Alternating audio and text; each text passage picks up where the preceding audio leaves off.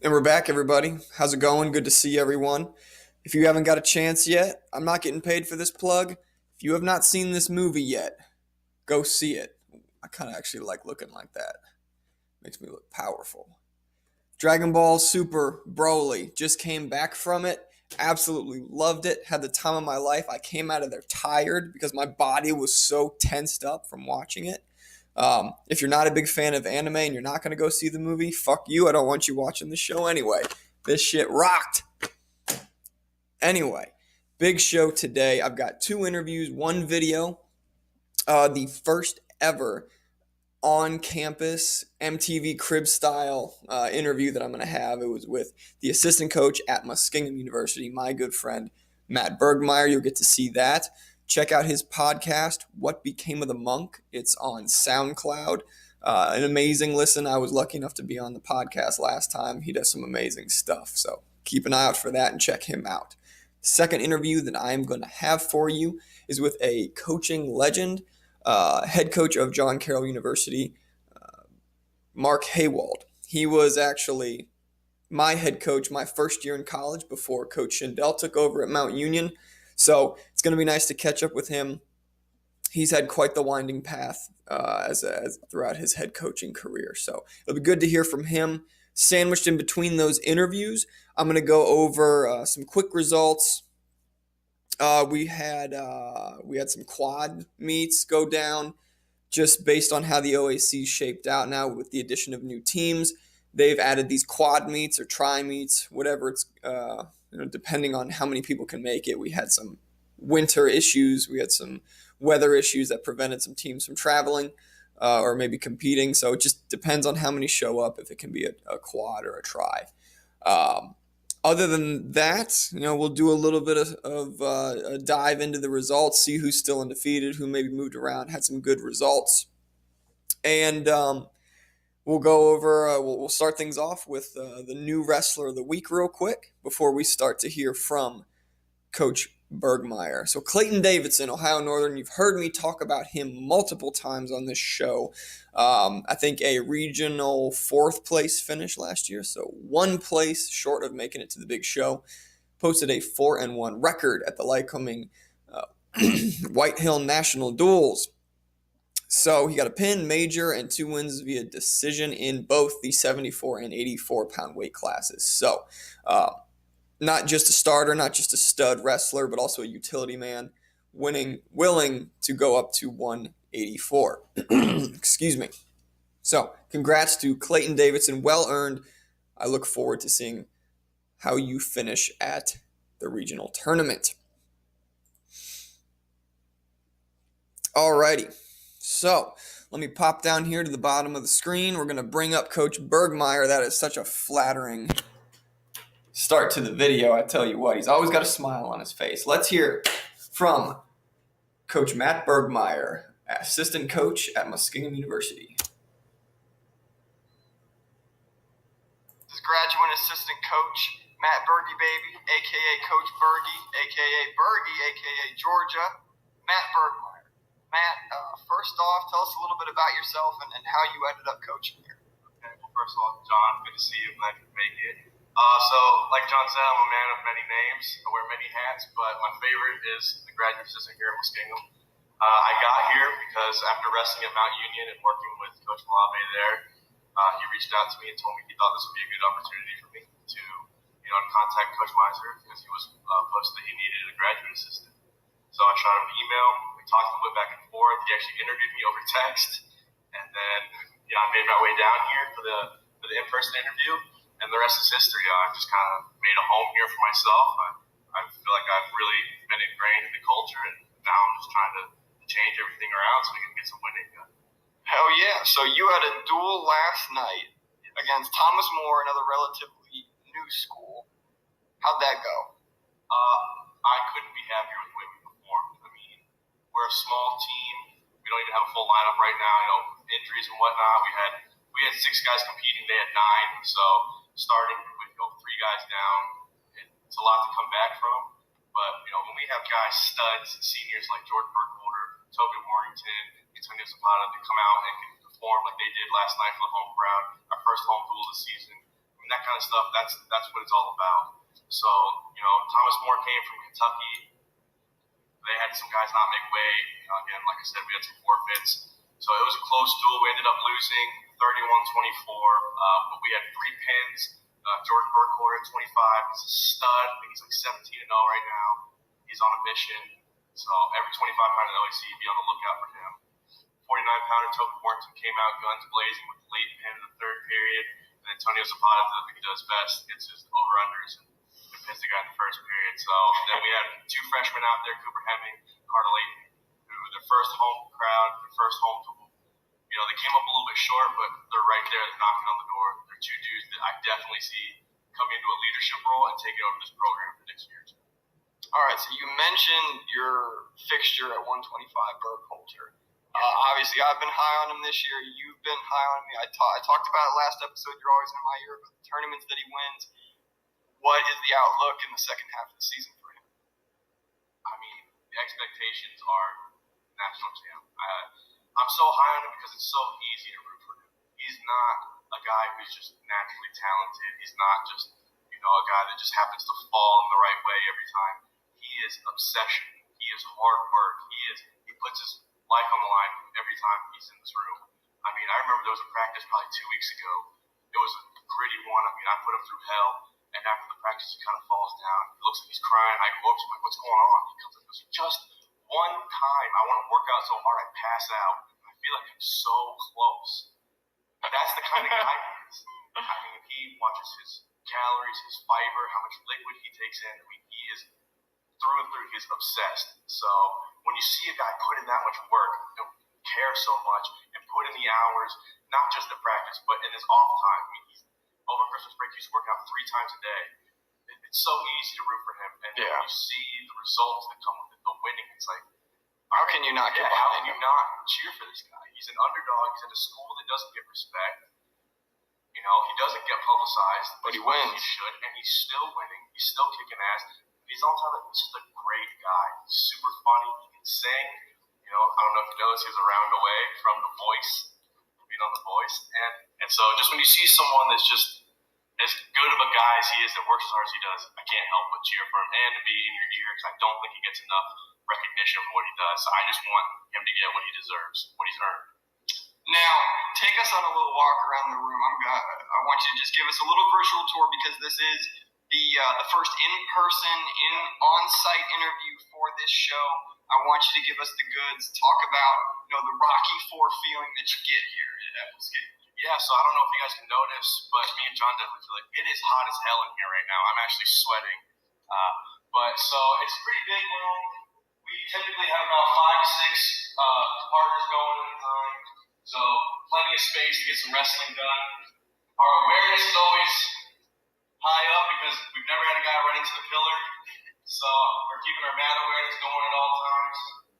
Over on this side of the stable mini wrestling room, we got our aerodynes, we got our pedal bikes, we got our bands, we got our speakers, stuff to get us through practice.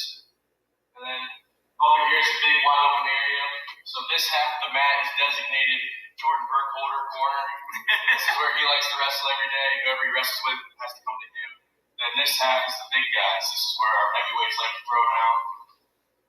And then to really give it that nice Rocky IV feeling, to give you, that little bit of an adrenaline pump. We got our heavy bags. So guys come in here late at night, get some extra rounds in, prepare for that heavyweight title. One of my favorite features about the room is the windows.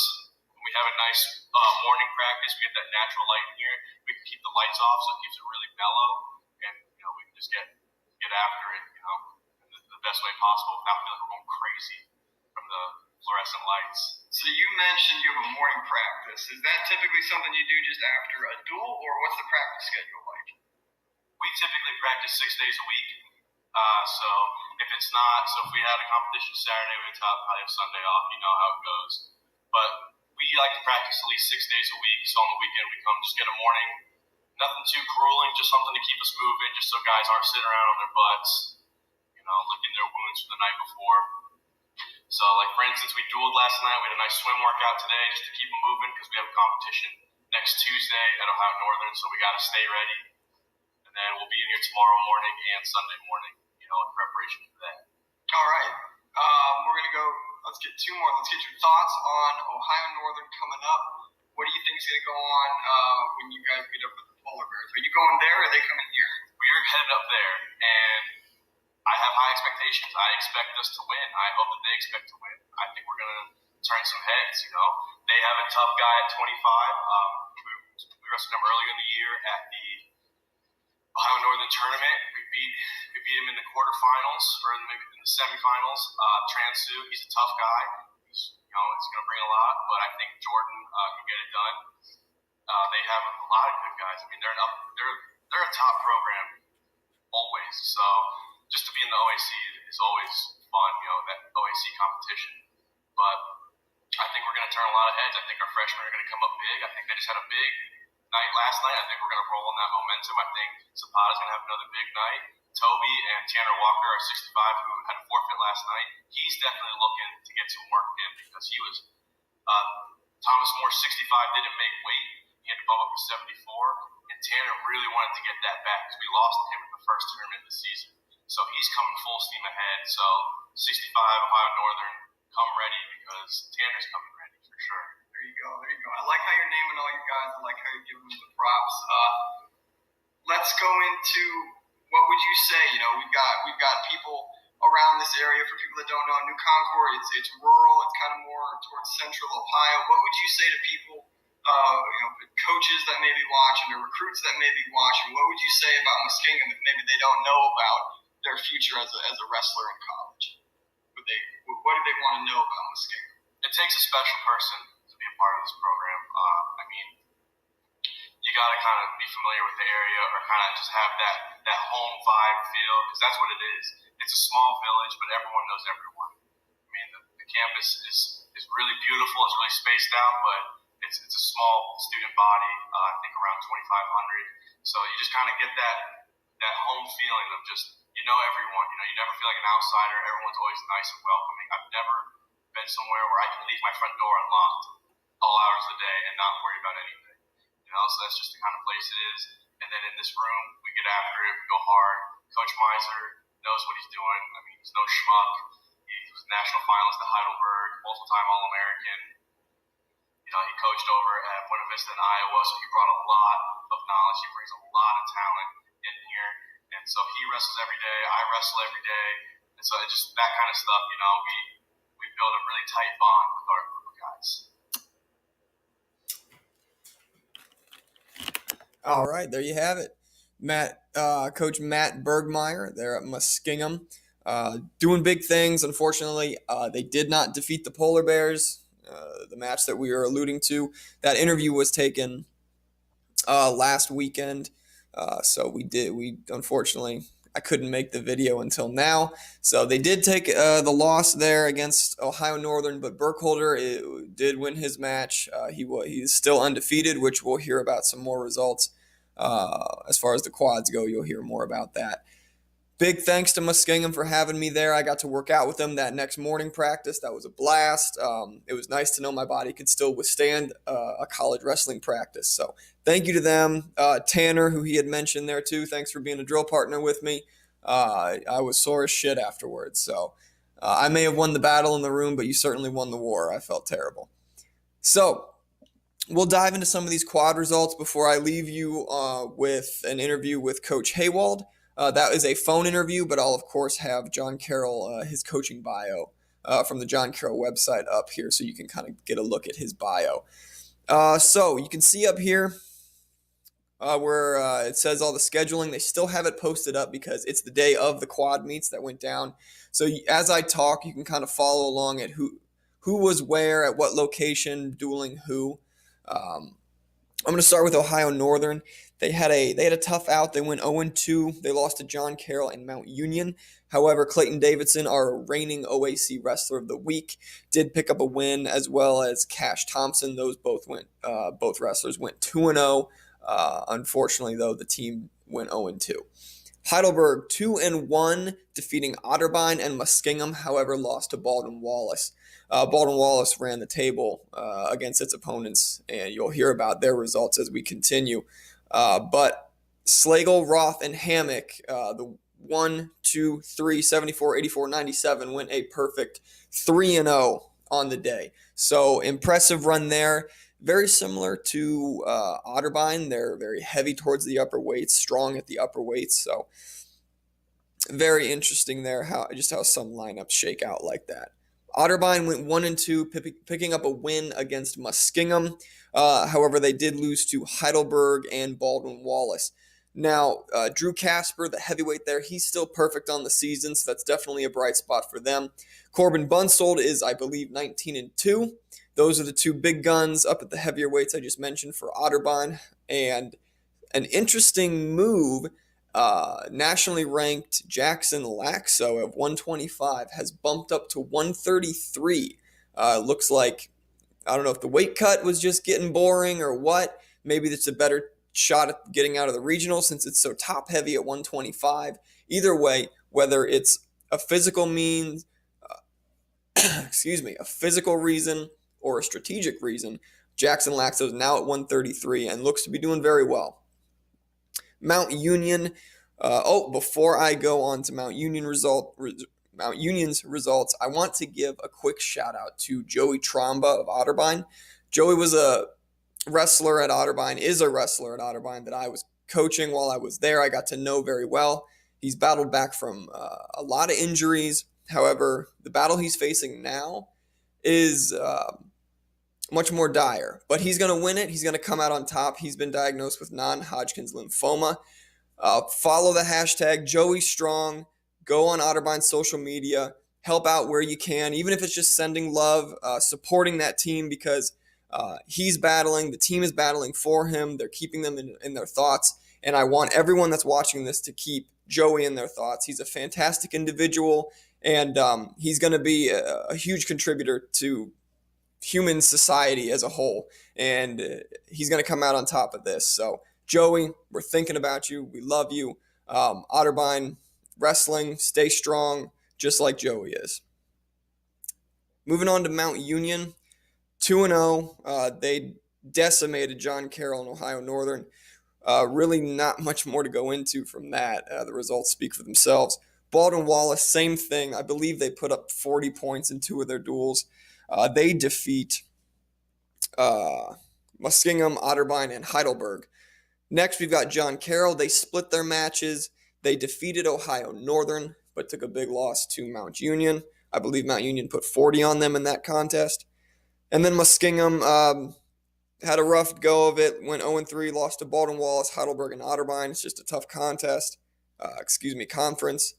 Jordan Burkholder is still perfect on the season, however, and Tanner Walker, who I mentioned just a little bit ago, he did go 2-1. So we've got some bright spots there from Muskingum. We're going to go ahead, jump into the Jon Carroll interview. Let me go ahead and bring his bio up while I get this ready.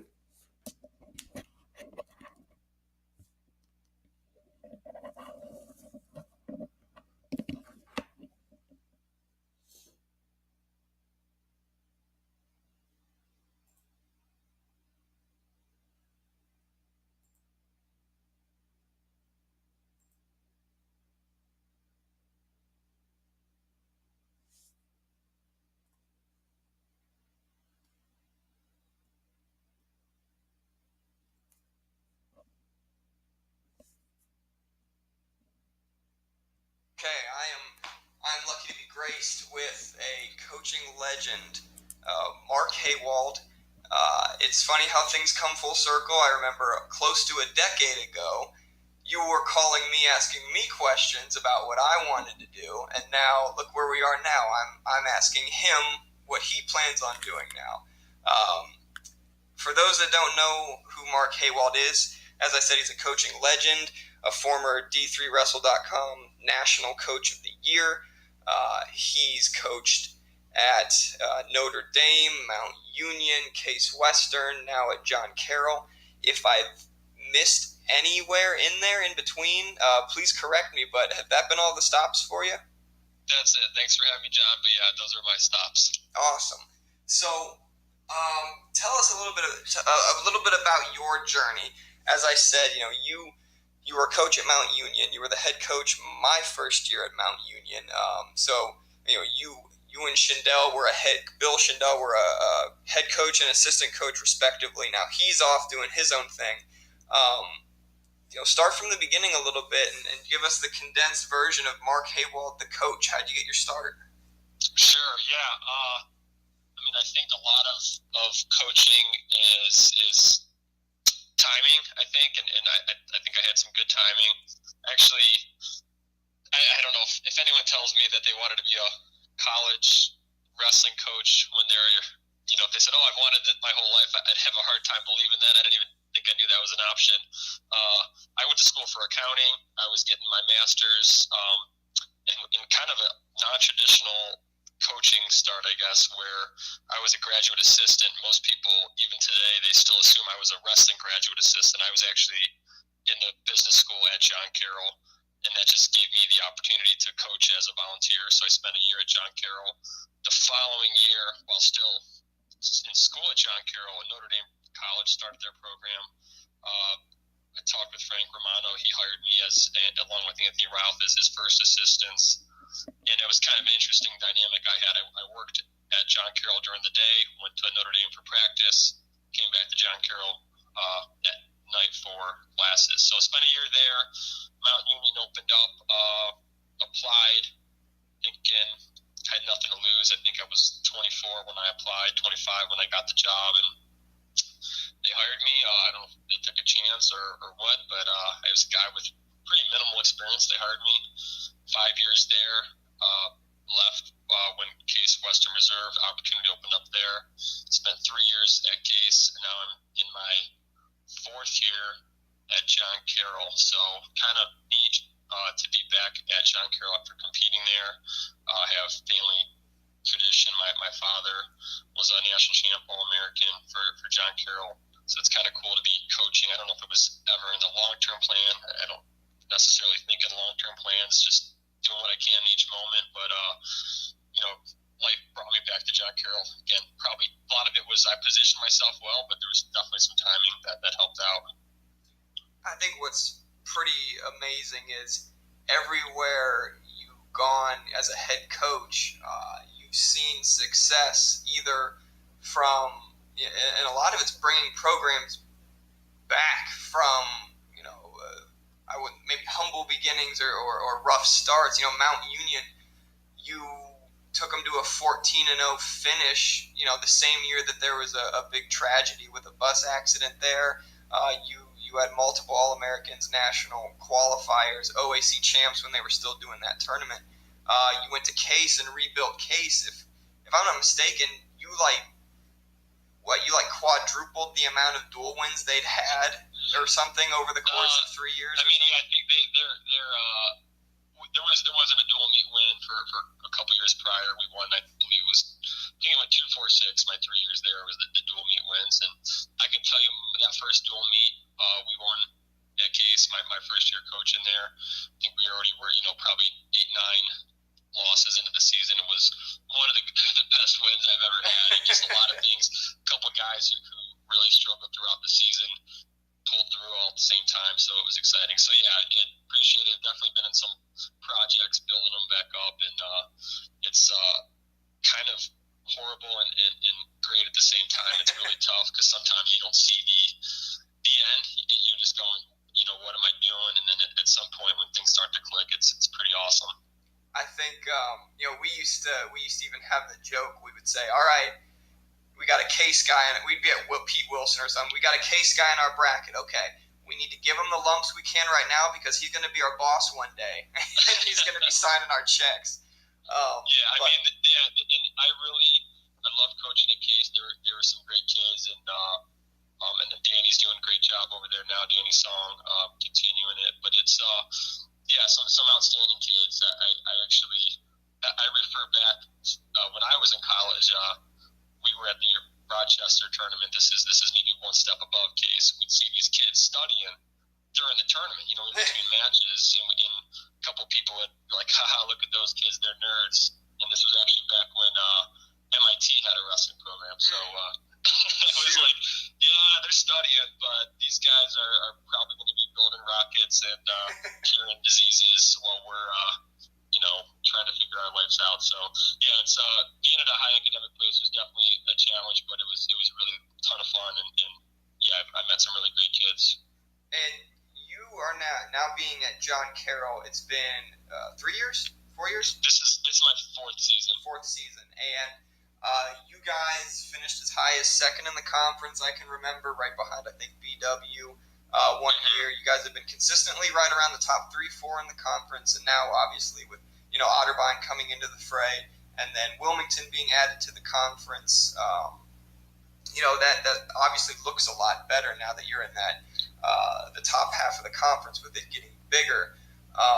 What's been something, I guess, a key to success at John Carroll now, rebuilding a very historic program, because John Carroll has a history of winning. Yeah, exactly. The history here is unbelievable. From the first Division III national tournament, which was in 1974, up until 2000, I believe 2005. Every single year in that whole span, there was a national qualifier, and in every year except one, there was an All-American. In 2006 was the first year ever without a national qualifier. And I think what happened, just the game changed. John Carroll, I think, has been a place that's naturally attracted people, where people like myself even, kind of just showed up, and we had some really special kids, people who it made sense. It was close. It was a good school. And I think that when recruiting really blew up in Division III, which even when I was in high school, people didn't get recruited the way they are now. D3 did not recruit, so it was just kind of a different scene. And so I think I've really capitalized on finding the guys who fit us. I don't think it's a place where I can necessarily cast a super wide net, but once I find the guys who fit us culturally, academically, that's been the key, and just kind of getting them to understand the whole process. I think we're a school that one of the best things about us is one of the worst things too is as a wrestling coach. There's a lot of options and opportunities. I mean, we have guys spending summers in other countries for internships, things like that, and that's awesome. That attracts those kids. But then they're going 4 weeks without, or 6 or whatever it was. They're going several weeks in the summer with no training. There's just no really time or opportunity to train. So it's kind of capitalizing on those kids who see all those things that are exciting, and but then trying to make sure we can maximize the results while with the time we have with them, and really kind of pushing them to do everything they can when they're on their own. I'll agree. John Carroll was probably, when I was competing, or even when I was getting recruited in high school, I always thought John Carroll, the location, awesome. It's beautiful where it's located. The campus itself, I mean, top-notch facilities. Everything's, it's spotless. It's like they're constantly cleaning that place. Anytime a speck of dust falls anywhere, it's wiped up immediately. And a little bit about diving into your coaching staff too. So obviously your program's great, the campus and the university's great. Take us through your staff with Shadrack, T, Rhodes, and anyone else I may be forgetting. Yeah, we have a great staff. I'm familiar with all our guys in some way or another. Probably to start, it's Kevin Shadrack. He's, if my math's right, I think this is my 12th year as a head coach, and he's been with me for 11. Oh, wow.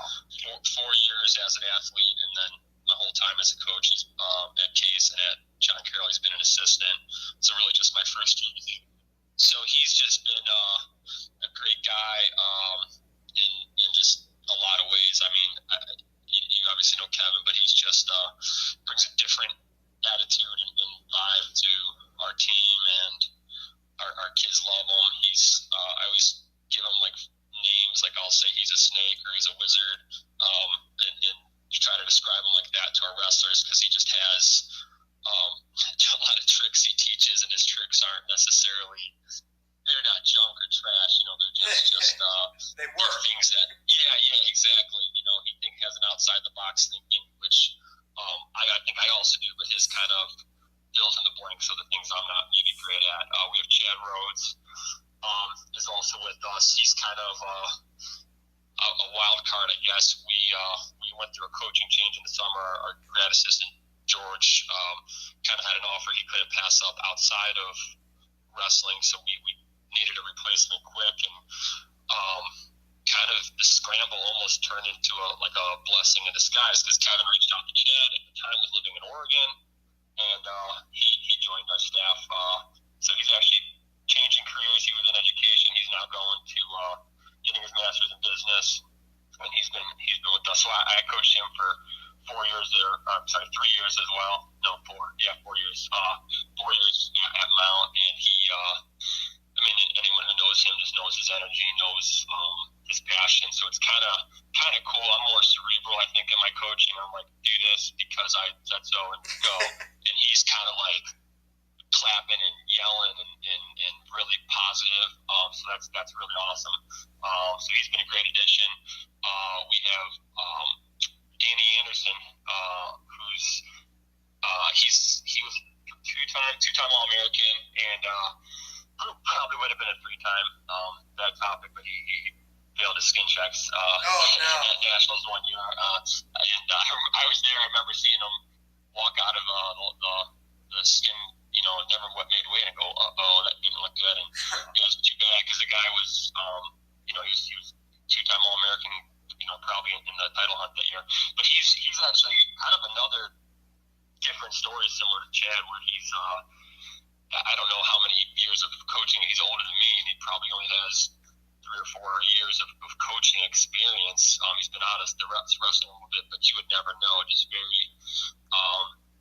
very knowledgeable, very good at communicating everything, and he's been a good addition. Chad Teague, who's actually Dr. Teague, he runs a chiropractic business, and the guy's he's going to be a superstar, I think, pretty soon. He's working with Jessica Ai, who's a UFC fighter who I believe should be working towards the title here. I think she should get a title her last shot. win for sure. She's right up front, 3-0 now, so that's Teague right in the limelight. So I don't know if how that all works, but she, I guess, is the number 1 contender from everything I hear. He works with some different athletes, and he's helping us out too this year. So he's on the staff as well. And then I guess lastly, from anybody, I guess my dad is always kind of involved. He's more on the back side of things, kind of helping out with some admin and organizing, and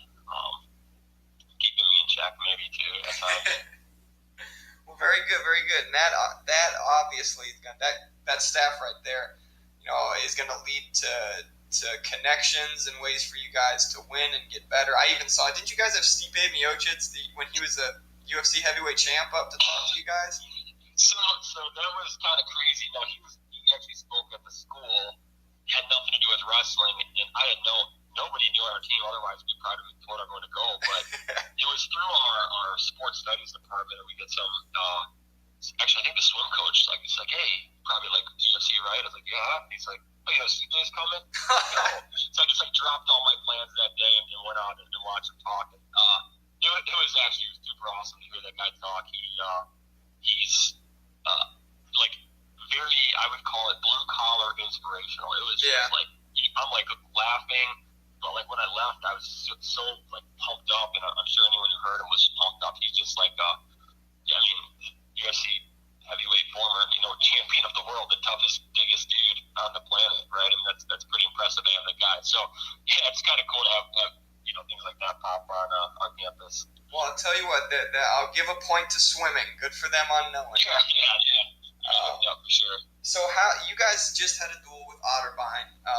I think every single duel you guys have had, as I mentioned to you before we started the interview, it's like every duel you guys have is 20 to 20 something else. I mean, it always comes down to within one match. And tell us a little bit about the highlights, maybe even some of the lowlights about what happened in the duel on Tuesday. Yeah, I think it's kind of fun to be in those close duels, but it's also definitely you don't want to win more solidly. Otterbein, I think it seemed at some point we were almost running away with the duel. We knew where they were loaded. They're 25. Although he was at 33 last game. the 97 or heavyweight, I think, have 3 losses between the 3 of them.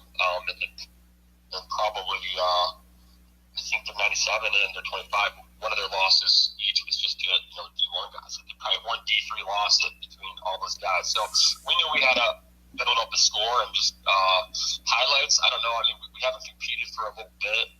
We haven't competed since Florida, which was December 30th. So it's a 2-week layoff. I felt we looked pretty good. We were in shape. We've been working hard in this little break we've had. I don't know who stood out. Danny Novak, I looked real good, I guess. And Sam Gross. So a couple guys performed well, but the low point, we were in a match, winning a match, and ended up getting pinned, and that kind of just changed the whole dynamic of the duel. That was at 174, and then we knew 97 was a pinner. We knew heavyweight was a stud, so it just kind of your heart drops when you're trying to win, and next thing you know, you go shoot this. If we lose by decision at that 174 match, even we still had the dual meet locked up. So you kind of get in these tight situations. But as you said, we've been doing this for a little bit. I think it's just been a product of just going back to what I said earlier with like the recruiting. We have a really good group that we can get, but at times without casting that wide net, as I said, it sometimes leads to some challenges, right? And was it 2 years ago, maybe we had our 97 up at heavyweight all season. We probably had 3 or 4 duels come down to heavyweight, and we lost all those duels, with the guy being undersized and just not able to compete at that heavier weight. So yeah, so it's fun to be a part of those, but it's also fun to move past those, hopefully, and get a little more dominant. But Otterbeind's tough, young program. I think year 3. Yeah. Year 3. And it's pretty cool to see the conference grow. Wilmington's obviously back too. So yeah, so we have a few more conference duels. Probably won't be surprised if a few more of them are pretty close, just like this one. So obviously, you definitely have the advantage of having the full lineup. Otterbein was not able to bring that in, and that definitely contributed there to being able to get the W. Now you've got some studs peppered through the lineup as well. Is Lasco? It's Not Laxo. Lasco. So Laxo is the Otterbein kid. Yeah. That's Lasco. Split the S and the K. So he's 49 or 57? 149, yes. 149. He's a stud, returning national qualifier, right? Correct. Okay. And then Perelka had a pretty strong start to his season, and then Vittorio, is that his name? Santillo? Yeah, he's been in and out at 174. He's a returning regional placer, but at a lower weight, correct? No, he was at 174 last year. Brezovic is our other one who was a regional placer at 141. Yeah, okay. Jared Brezovic. What are the thoughts as far as those guys that we mentioned? Because they seem like whenever I look at your guys' tournament results, they're always the ones in the first, second, and the third, fourth place matches. Yeah, they're studs. They're good kids. They're working hard. Jared Lasco, 149 is a senior. Perelka, freshman, 125, and then Brezovic, 141 is a sophomore. So it's kind of nice that we have that leadership, and then we have the youth. There's not much to say. They get out there, they win, and as you know, in this sport, you can win all kinds of tournaments and different things throughout the season. But if you don't get it done at the end of the year, you almost don't appreciate that stuff as much. So we're just trying to move forward, and I know it was great to get Lasco out to nationals last year. Brezovic was a little disappointed. He comes into the regional as the number 1 seed and didn't make it through. So yeah, we're just kind of working towards that. 125, Perelka's been doing great. But as you know, 125 is pretty loaded in our region. So we just gotta take it a match at a time. But the message we kind of send to our team, and we don't think of specific people.